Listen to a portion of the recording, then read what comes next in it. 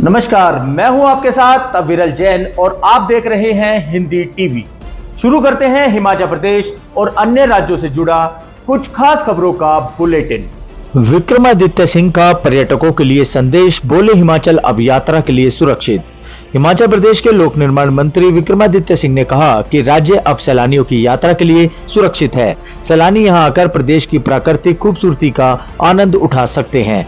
विक्रमादित्य सिंह ने शनिवार को सोशल मीडिया पर यह जानकारी दी। उन्होंने कहा कि पिछले दिनों जिस तरह कुल्लू मनाली, मंडी व शिमला में त्रासदी हुई है, सरकार उससे बाहर निकलने का कार्य कर रही है।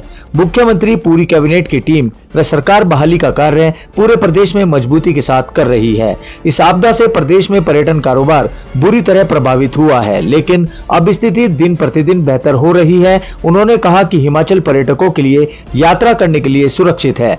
पर्यटक यहां की खूबसूरती को निहार सकते हैं और पर्यटकों को सरकार की ओर से हर संभव सहायता प्रदान की जाएगी। वहीं श्रीखंड महादेव यात्रा पर 15 अगस्त तक पूर्ण रूप से रोक, चोरी छिपे जाने वालों पर होगी कड़ी कार्रवाई। हिमाचल की सबसे कठिनतम माने जाने वाली श्रीखंड महादेव यात्रा पर प्रशासन ने 15 अगस्त तक पूरी तरह से रोक लगा दी है। प्रशासन को सूचना मिल रही थी कि रोक के बावजूद श्रद्धालु चोरी छिपे जान जोखिम में डालकर यात्रा पर जा रहे हैं। अब ऐसे श्रद्धालुओं पर प्रशासन की नजर है और रोक के बावजूद उल्लंघन करने और पकड़े जाने पर कड़ी कार्रवाई की जाएगी।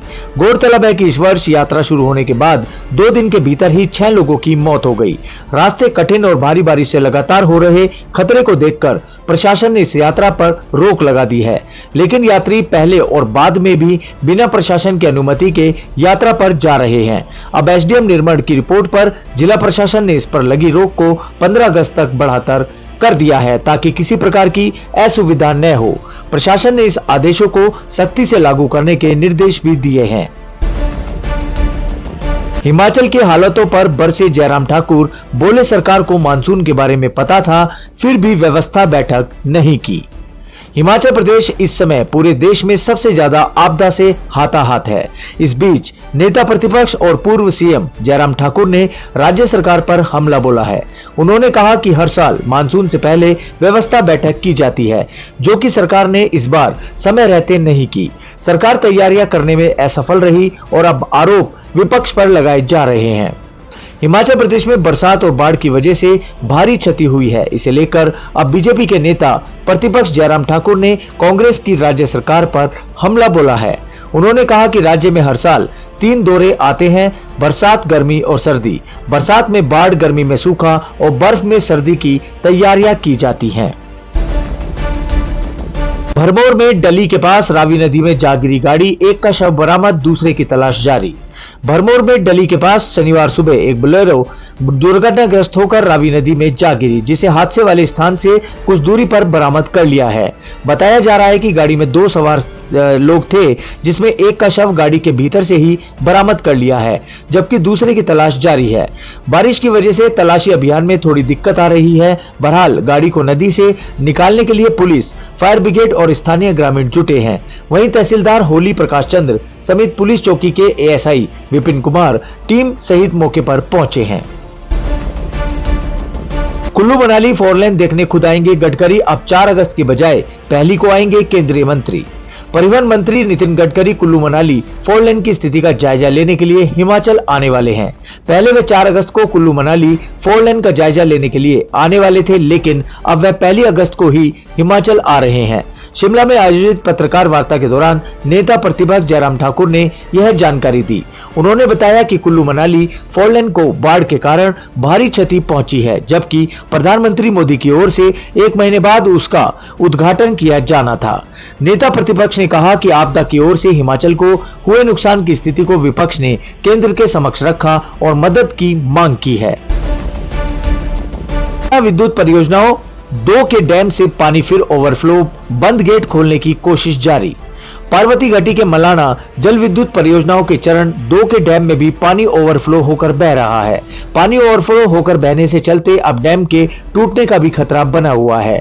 बड़ी मात्रा में गाद आने से डैम के गेट बंद पड़े हैं। यहाँ पर एनडीआरएफ को तैनात किया गया है। गेटों को खोलने का प्रयास किया जा रहा है। इसमें प्रोजेक्ट की तकनीकी टीम भी सहयोग कर रही है। डैम की स्थिति में जिला प्रशासन लगातार नजर रखे हुए है। हिमाचल में 3 NH सहित 419 सड़कें और 100 जलापूर्ति योजनाएं ठप, भारी बारिश का अलर्ट। हिमाचल प्रदेश में बारिश का कहर लगातार जारी है। ब्रोनी खड्ड के पास भूस्खलन से नेशनल हाईवे 5 वाहनों की आवाजाही के लिए 2 दिन से बंद है। किन्नौर का संपर्क सड़क शिमला से कटा हुआ है। NH बंद होने से रामपुर और झाकड़ी में बड़ी संख्या में लोग फंसे हैं।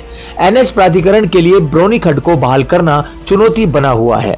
प्रदेश में शनिवार सुबह 10 बजे तक 3 नेशनल हाईवे सहित 419 सड़कें यातायात के लिए ठप थी। शिमला जिले में सबसे अधिक 177 व कुल्लू में 123 सड़कें बाधित है। वहीं शिमला डेवलपमेंट प्लान पर 11 अगस्त को सुप्रीम कोर्ट में सुनवाई। सुप्रीम कोर्ट के आदेशों के बाद शिमला डेवलपमेंट प्लान को दिए गए अंतरिम रूप में 11 अगस्त 2023 को सुनवाई निर्धारित की गई है। सुप्रीम कोर्ट ने प्रतिवादियों की ओर से पेश हुए वकील की आग्रह पर मामले की सुनवाई टाल दी है।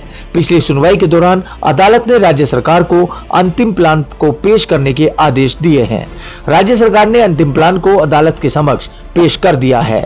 3 मई 2023 को सुप्रीम कोर्ट ने ड्राफ्ट प्लान पर दर्ज आपत्तियों को निपटाने के बाद प्लान को अंतिम रूप देने के आदेश दिए हैं। अदालत ने स्पष्ट किया है कि अंतिम प्लान के राजपत्र में प्रकाशित होने से 1 महीने तक लागू न किया जाए। 21 जून को सरकार की मंजूरी के बाद शहरी विकास विभाग ने शिमला डेवलपमेंट प्लान की अधिसूचना भी जारी कर दी है। हिमाचल में अब ऑफलाइन RTGS से जमा नहीं होंगे बिजली के बिल, व्यवस्था लागू करने के निर्देश।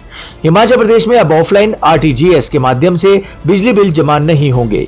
बिजली बोर्ड प्रबंधन ने फील्ड कार्यालयों को नवंबर 2019 में शुरू हुई व्यवस्था को सख्ती से लागू करने के निर्देश जारी किए हैं। ऑनलाइन RTGS और NEFT से जमा होने वाले बिजली बिल ही अब प्रदेश में मान्य होंगे। हालांकि आम उपभोक्ता काउंटर पर जाकर पहले की तरह बिल जमा करवा सकेंगे। बिजली बोर्ड प्रबंधन ने बताया कि ऑफलाइन RTGS के माध्यम से बिल जमा करवाने की व्यवस्था 22 नवंबर 2019 में बंद कर दी थी।